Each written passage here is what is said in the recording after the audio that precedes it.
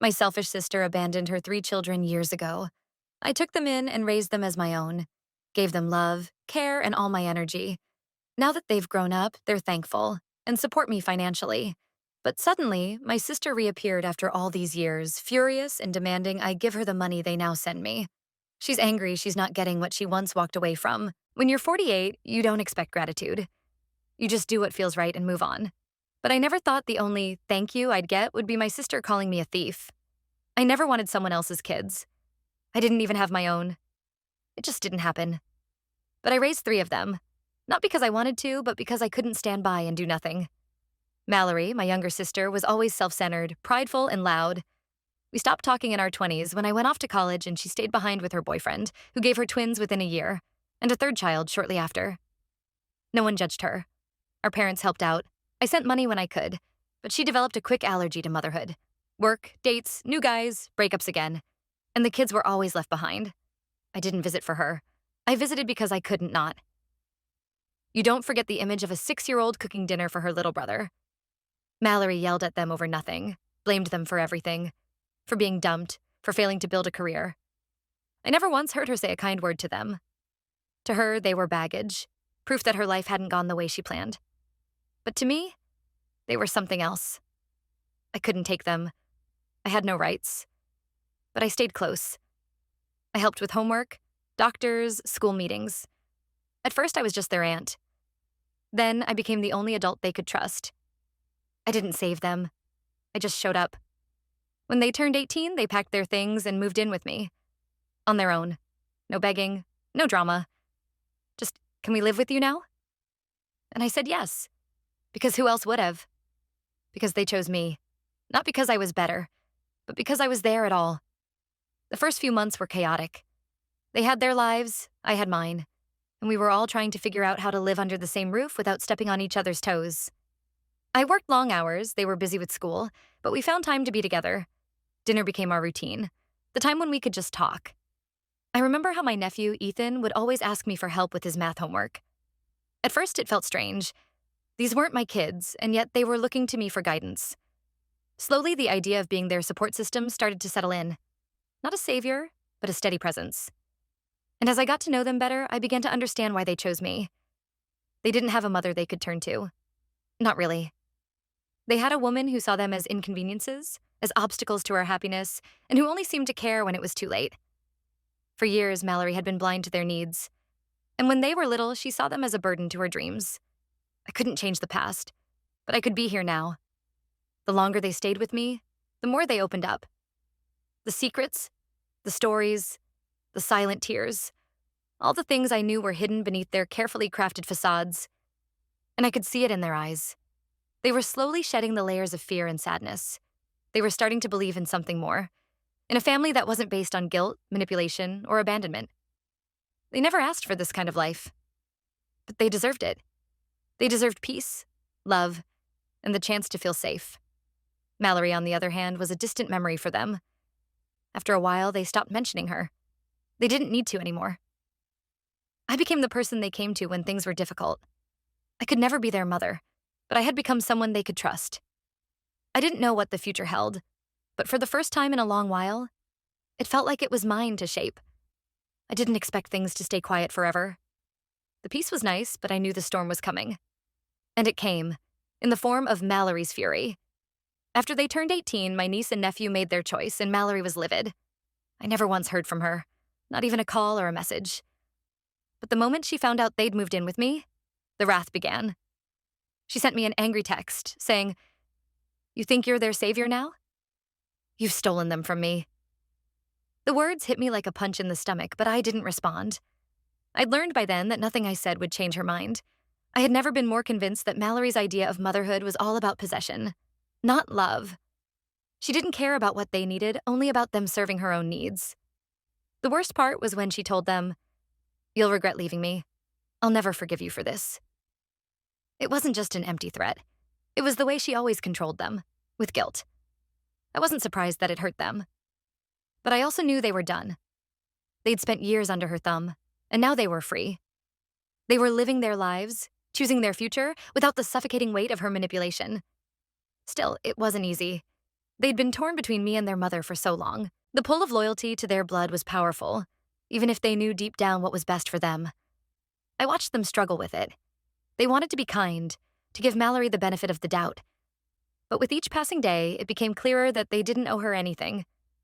She'd abandoned them long ago, and now she was trying to guilt-trip them into coming back. I was their safe space now. I knew that. And I could see them starting to let go of the last threads of guilt. They were choosing me, choosing their future, choosing peace. And it felt like a victory, even if it wasn't the one I'd ever imagined. The hardest part was watching Mallory spiral. Her threats, her constant drama. She tried everything to win back their affection, but nothing worked. Every time they came to me with her latest tantrum, I reminded them that they didn't have to be her emotional punching bags anymore. This was their life, and they deserved to live it on their own terms. It wasn't long before the guilt tripping began to wear thin. My niece and nephew were determined. They'd made their choice, and as time passed, they grew even more confident in it. Mallory's messages became more desperate. At first, she tried to appeal to them as their mother, reminding them of the sacrifices she'd made for them, even though those sacrifices were few and far between. Then, when that didn't work, she started blaming me, telling them that I was trying to poison them against her, that I had taken them from her, that I was manipulating them. But they didn't believe it. They'd already seen the truth. And even though the wounds from their childhood would never fully heal, they were starting to understand. They knew she hadn't cared for them the way they deserved, and I wasn't about to let her rewrite history. I couldn't. That's why, when they told me they wanted to cut off all contact with her, I supported them. "You're not responsible for her anymore," I told them. "You've done more than enough." But Mallory didn't make it easy. When she realized they were serious, she flipped again. She went public. Facebook posts, angry rants, the whole thing. She painted herself as the victim, as the mother who was betrayed by her own children. The world, as she saw it, had failed her. And of course, it worked on a few people. Some of our relatives sided with her, believing her narrative of the desperate, abandoned mother. But it was a short-lived victory for her. Because when she posted her latest tirade, something shifted. People who had once been on her side started speaking up. My aunt, my cousins, even some distant relatives who hadn't been around for years, they all started commenting, calling her out for the way she had treated her kids. They reminded her of all the times she'd chosen herself over them, of the years of neglect.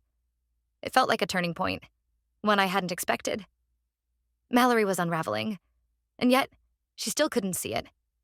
She continued to play the victim. "I'm doing this for them," she said.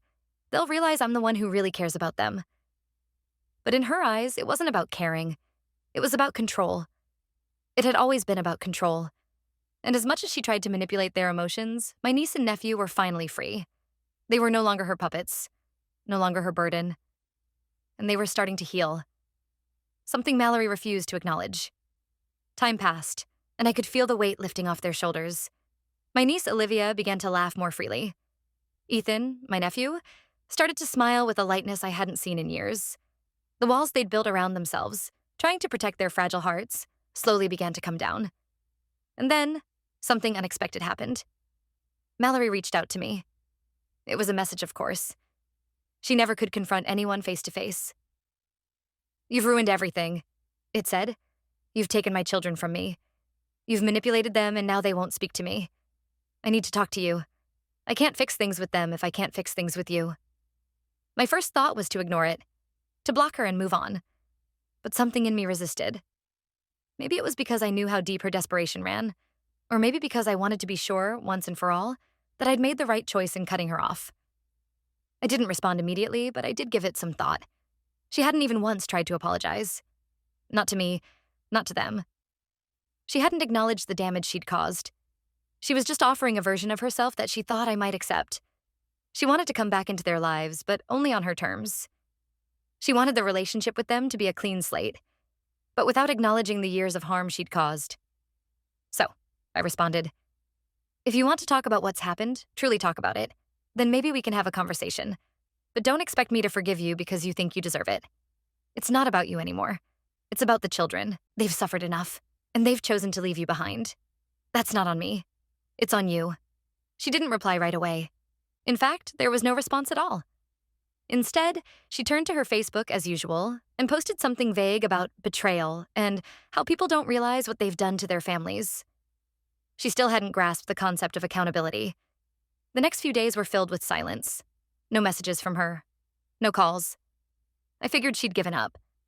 But then, just as I was starting to relax, something happened that I hadn't expected. Ethan came to me one evening, his face tense. He had something he needed to say. Mom reached out to me. He told me quietly. She wants to try again. She says she's changed, that she misses us. I looked at him, unsure of what to say. All I could think was that this was yet another manipulation. The same cycle she had repeated 100 times before. I didn't want him to go back into the storm. I didn't want him to get hurt again. But he wasn't a child anymore. He was an adult, and I couldn't make his decisions for him. Ethan, you need to do what feels right for you, I said gently. But remember what she's done. She hasn't changed. People don't change that quickly. He nodded, but I could see the conflict in his eyes. I could see the same longing that had always been there. The hope that maybe, just maybe, his mother would finally be the person she should have been. The next few days were filled with an uneasy silence. Ethan spent a lot of time thinking, turning everything over in his mind. I could see the struggle inside him, the pull of loyalty to his mother and the reality of everything he'd experienced. I couldn't help but wonder if he was trying to convince himself that Mallory had changed, that maybe she was capable of being the mother they deserved, even if her track record said otherwise. As for me, I was torn. I wanted to protect him, but I knew that this was his battle to fight. And it wasn't mine to fight for him. I couldn't shield him from the hurt she'd caused. That was something he had to face. But it hurt to see him wrestling with the idea of forgiving her, especially when she hadn't taken one real step toward redemption. I could see how much it pained him to have her back in his life, even for a moment. It was like he was being drawn into a trap, and I didn't know how to help him avoid it. Finally, Ethan came to me with an answer. I'm going to talk to her, he said, his voice tight but determined. I think I need to know if she's really changed, if there's even a chance of us having a relationship. I took a deep breath, not sure how to respond. It wasn't about what I thought anymore. It was about him needing to make his own decisions, no matter how much I hated the idea of him being hurt again. Just be careful, I said, trying to hide the fear in my voice. And remember what you've learned. Don't let her guilt you into anything. This is about you, not her. He nodded, but I knew it wasn't going to be easy. When he left to meet her, I felt a tight knot in my chest. I didn't want to lose him, even emotionally. I didn't want him to think that just because she was their mother, she deserved to be back in their lives. But I couldn't stop him. I couldn't control his choices, no matter how much I wanted to. The hours dragged on, and I paced, waiting for a sign, a message, anything that would let me know how it went. It was getting late, and I was beginning to lose hope that he'd reach out. And then, finally, my phone buzzed. It was a text from Ethan. She's not who I thought she was, it read. I realized I've been hoping for something that isn't there. It's just more of the same. Relief washed over me. I felt a weight lift from my chest. I'd been so afraid of him getting hurt again, but I was proud of him for finally seeing the truth. He was letting go. Mallory wasn't the mother he'd always hoped for. She was still the same person she had always been, selfish and manipulative. And Ethan had finally seen it. The next few weeks were quieter. Ethan was still processing his conversation with Mallory, but there was something different about him now. He wasn't the same person who had struggled with guilt and doubt. He was beginning to find peace. He no longer wore the burden of trying to fix something that couldn't be fixed. For the first time in a long while, he started to embrace his life without the weight of his mother's drama hanging over him. Olivia and I could see the change too. She had always been the quieter one, the more reserved, but even she was starting to relax, to smile without hesitation. It was as though, for the first time, they both understood what it meant to be free. To not have to live in the shadow of someone who was constantly demanding their loyalty and affection without ever giving them the same in return. But Mallory wasn't finished yet. Even after Ethan had cut ties with her, she kept coming. This time, though, it wasn't through her usual rants or guilt trips. It was subtler. She started to reach out to me again, this time through my relatives. At first, it was just passing comments, trying to get them on her side. She said that Ethan had misunderstood everything. She said that if I had just let her be a part of their lives, everything would be different. She even tried to play the victim with my family, telling them that I had poisoned the kids against her, that I had made them think they didn't need her. She was playing a game, and I knew it. But this time, I wasn't going to play along. I didn't need to. When my cousin called me to ask if I was really cutting Mallory out of the family, I told him the truth. I'm not cutting her out, I said. She's the one who's made herself irrelevant. She's the one who walked away from her kids, from her family. I'm not the villain here. There was a long silence on the other end of the line, and then he sighed. I just don't want to see you and the kids lose the family you have left, he said, his voice uncertain. You know how things go with her. I smiled, though there was no joy in it. I know, I said quietly, but they've already lost her, and I've gained them. That's all that matters now. The relief I felt wasn't about winning a fight. It was about finally accepting that Mallory wasn't going to change. She wasn't capable of it. And I didn't have to carry that weight anymore. For the first time in years, I could breathe without feeling the constant tension that came from trying to fix what was never mine to fix. Mallory had made her choices. Now it was time for me to let go of the last of the resentment I'd been holding on to, for my own sake, and for the sake of the kids who had chosen me. Time passed, and life began to settle into a peaceful rhythm. Ethan, Olivia, and I had found our balance, and it was hard to remember what it felt like when everything was so complicated, when Mallory's presence loomed over every decision and every conversation.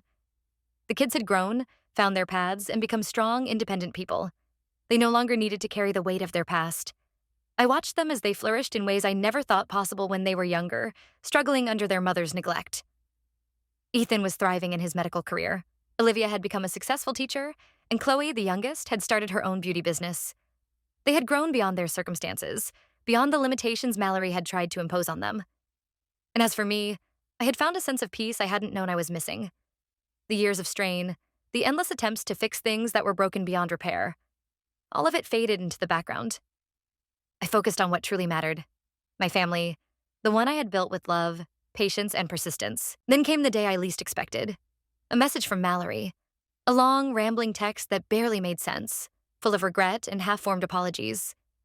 She had seen the posts about Ethan's success, about Olivia's teaching career, and Chloe's flourishing business.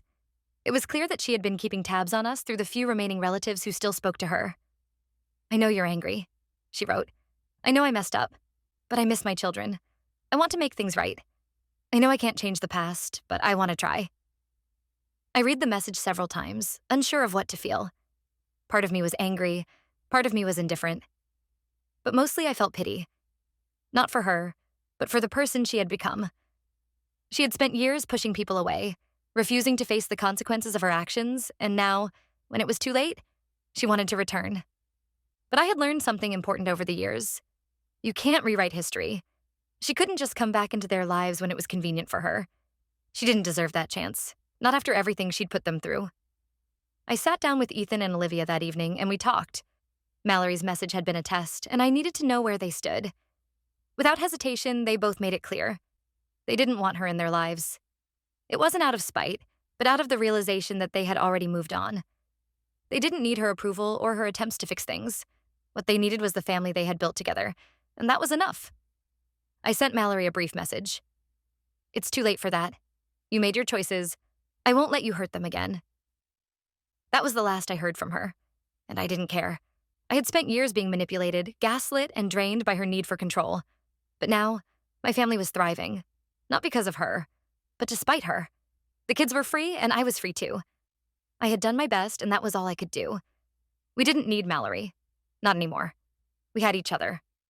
As for me, I finally understood that peace didn't come from others' approval or apologies. It came from within, from knowing that I had done the right thing, even when it was hard. And when I looked at my niece and nephew, thriving in their own lives, I knew that I had given them something far more valuable than anything Mallory could ever offer. Love, safety, and the chance to be who they truly were, free from the scars of their past. I was finally at peace. I didn't need to prove anything to Mallory anymore. I had already won.